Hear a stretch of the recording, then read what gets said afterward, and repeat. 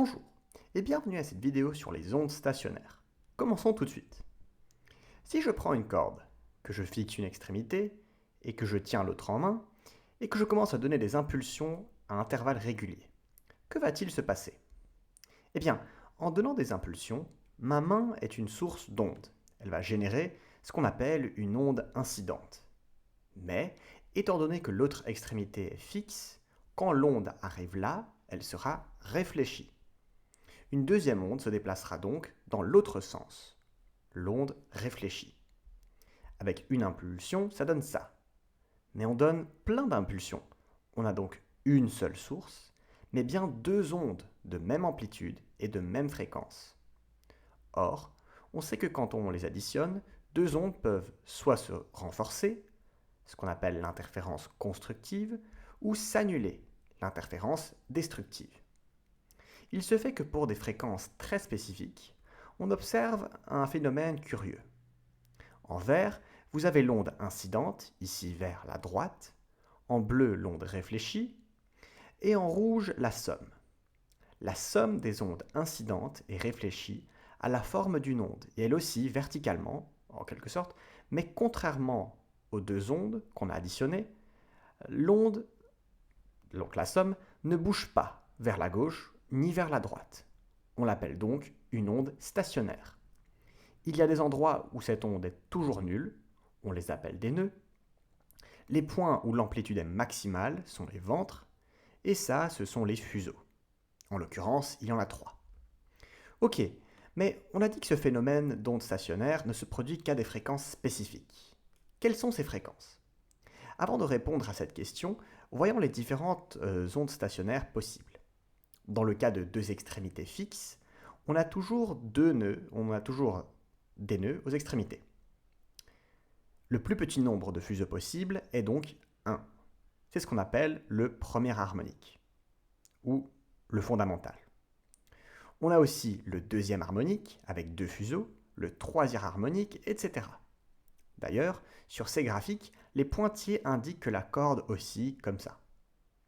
Dans le cas d'un fuseau, on voit que la longueur L de la corde est égale à 1 demi lambda, la longueur d'onde. On voit en effet qu'on dirait bien l'allure d'un demi-cycle d'une sinusoïde. Avec deux fuseaux, on a un cycle complet d'une sinusoïde, soit une longueur d'onde. Donc L égale une longueur d'onde. L égale lambda. Pour trois fuseaux, on a trois demi-longueurs d'onde, etc. Le pattern qui en ressort, c'est que pour n ventres, L est égal à n fois lambda sur 2. Maintenant, comment calculer la fréquence? Eh bien, on se remémore que la célérité de l'onde, en gros sa vitesse de propagation, est donnée par la longueur d'onde divisée par la période, ou de manière équivalente, la longueur d'onde fois la fréquence, V égale lambda f. On isole lambda, donc on a lambda égale V sur f. On remplace dans notre équation pour L égale NV sur 2F. On isole la fréquence et on obtient F égale NV sur 2L. C'est donc la fréquence du nème harmonique. Et puis à noter que ce modèle est aussi valide pour un tuyau fermé-fermé, avec du son par exemple, pas seulement pour une corde. Mais que se passe-t-il si on ouvre l'une des deux extrémités du tuyau? Ici on ne parle plus d'onde sur une corde, mais d'une onde sonore. Par exemple, à une extrémité, on peut avoir un piston où on peut souffler dedans, créant une surpression d'air locale qui se propage. Juste après, on aura une dépression locale. On a une onde incidente. Celle-ci se propage et puis arrive à l'ouverture. La surpression s'effondre, mais elle aspire donc de l'air dans le tuyau. On observe une nouvelle surpression qui se propage en sens inverse. L'onde réfléchit. Et là, avec deux ondes, on a besoin d'un petit gif. Ça peut paraître contre-intuitif, mais en quelque sorte, l'onde est réfléchie sur un mur d'air, au lieu d'une paroi. C'est un peu ce qu'on observe quand on a une bulle d'air dans l'eau qui se comporte un peu comme un miroir. Les ondes lumineuses sont réfléchies sur un milieu, entre guillemets, plus mou. Mais bref, ici le pourquoi est un peu moins important que le comment, c'est-à-dire la description mathématique. On sait déjà qu'à la paroi fermée, on aura un nœud, comme avec la corde. À la paroi ouverte, l'onde est libre de bouger autant qu'elle veut, donc on aura un ventre. Le premier harmonique, soit l'harmonique fondamentale, aura donc cette allure. A noter qu'ici on parle des nœuds et des ventres de vitesse, mais on pourrait parler des nœuds et des ventres de pression, qui sont respectivement aux endroits des ventres et des nœuds de vitesse, donc il faut inverser. Mais dans cette vidéo, on va se concentrer sur la vitesse. Si on vous demande de dessiner les harmoniques, on veut probablement dire ceux de vitesse, mais vous pouvez demander à votre prof pour être sûr. Le deuxième harmonique a cette allure. On ajoute donc juste un fuseau. On a le troisième, et puis etc. Le premier harmonique est un demi-fuseau, donc de longueur lambda sur 4, la moitié de lambda sur 2. À chaque prochaine harmonique, on ajoute un fuseau, donc lambda sur 2. Donc pour le nème harmonique, on va ajouter n-1 fuseau. Donc L est égal à lambda sur 4 plus n-1 fois lambda sur 2. Soit, en simplifiant, L égale n-1,5 lambda sur 2.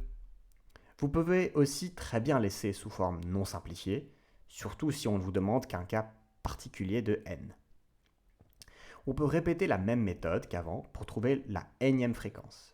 V égale lambda f, donc lambda égale V sur f, donc L égale n-1,5 fois V, le tout divisé par 2f, et donc f est égal à n-1,5 V sur 2L. Ok, dernier cas, celui du tuyau ouvert-ouvert. En d'autres termes, ouvert aux deux extrémités. Là où c'est ouvert, on aura obligatoirement un ventre. Donc, aux deux extrémités, on aura des ventres. Donc, le premier harmonique a cette allure, des ventres de part et d'autre, et un nœud au milieu. Ici aussi, pour les harmoniques de rang plus haut, il suffit d'ajouter des fuseaux. Il faut juste bien garder des ventres aux extrémités ouvertes. Donc ici on a le deuxième, le troisième, etc. La formule pour la longueur est en fait la même que pour le tuyau fermé-fermé et la corde. Le premier harmonique est en effet composé de deux demi-fuseaux. Au total, ils ont la longueur d'un fuseau, c'est-à-dire lambda sur 2. Et puis on ajoute un fuseau à la fois, donc lambda sur 2 pour chaque valeur de n. La formule est donc L égale n lambda sur 2. À vous de retrouver la formule pour la fréquence. C'est la même chose que pour le cas fermé, comme j'ai dit. Les applications de cette théorie, dans les sujets de bac par exemple, sont nombreuses. Instruments à vent, tube de Coulomb, cordes vibrantes, bref, je vous conseille de faire le plus d'exos possible pour bien vous familiariser avec la théorie. Car au final, c'est un peu toujours la même chose. Merci d'avoir regardé cette vidéo.